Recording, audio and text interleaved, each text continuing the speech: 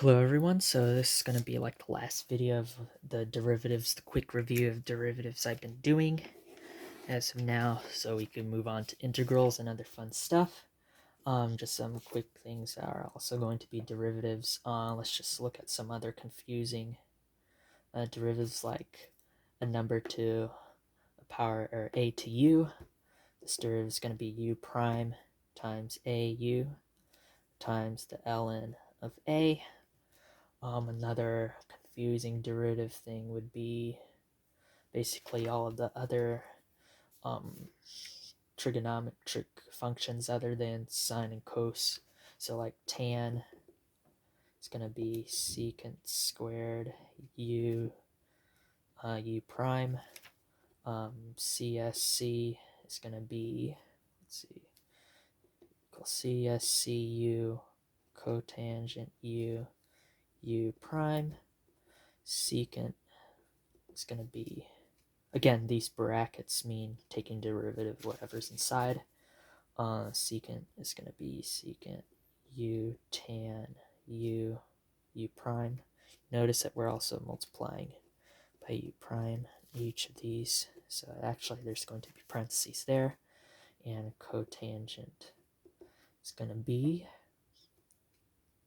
CSC u, oh, C, oops, I wrote that wrong. Sorry about that. CSC squared u prime. Sorry about that error there in the matrix. Now we also have our arc functions like arc sine. It's going to be u prime, I think. I think it's u prime. Over 1 minus u squared. And arc cos, it's just going to be this, but we're going to multiply it by a negative. So this is going to be negative, this whole thing. Same thing with arc. Let's see the next one on here. Where's the winner? We have arc tan x. And this is going to be u prime, because let's just make that a u so it's more simple. Arc tan u prime for 1 plus u squared. And for arc cotangent, that's going to just be negative version. So arc cotangent is the negative of this. These again are in that first video on derivatives I made, going over them. These are just some of the confusing things with derivatives that I myself would need a formula sheet for. So, okay, so secant, arc secant, so that's secant minus 1x is equal to u prime. Let's make that a u again. U is going to be u over u squared minus 1. And then if we want arc CSC, so that's like that, I'm going to just make this whole thing negative. Okay, so moving on from those confusing things, let's look at an example. This was in the Princeton review guide. It was something like dx, and we're not here yet, but it had the integral and the derivative sign here.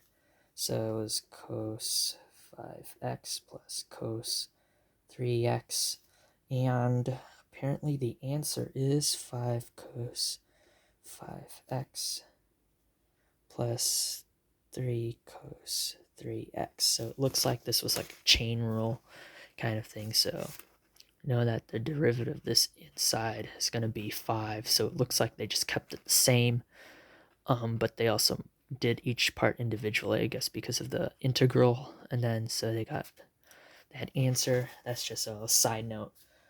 We could go back to integrals after all of this.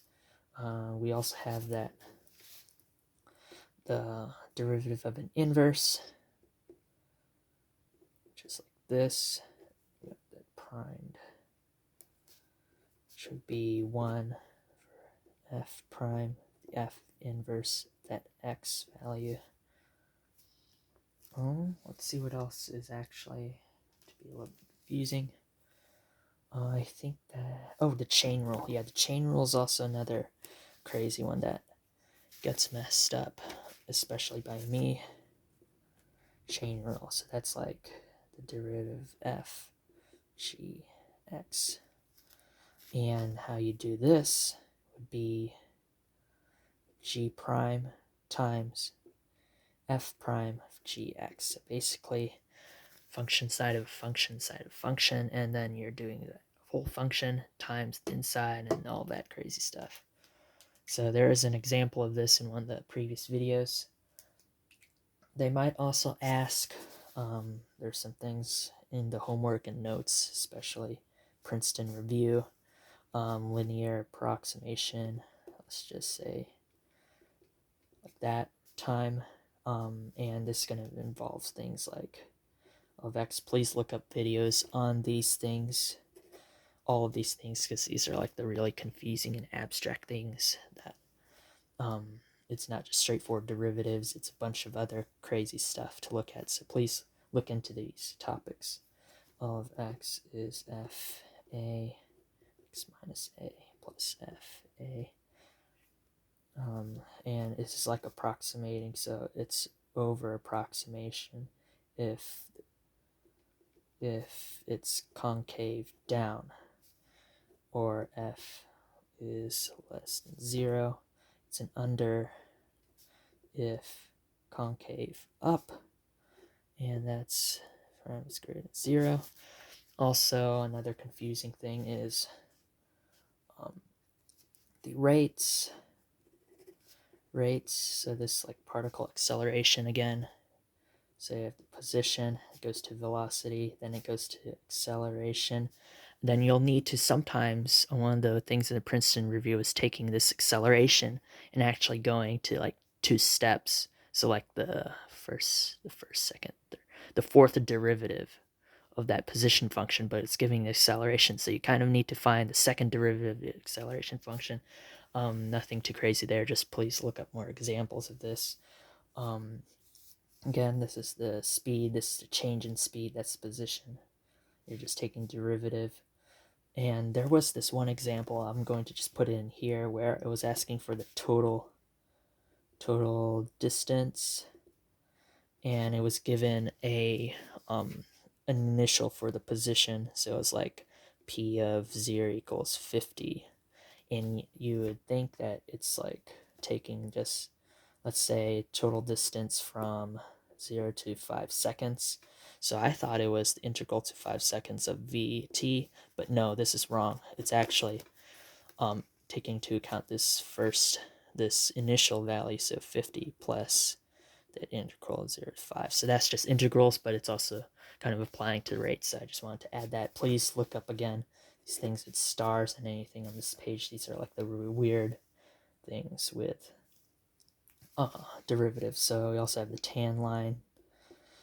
Again, this is the derivative would equal that m in that y minus y1 equals m x minus x1 equation. So that we also have things where we're going to be looking for parallel slope. This is again the tan line, so it's same slope. When it says like parallel to this function, it's same slope. But you can also have things like secant line. Secant line again is just two intersects,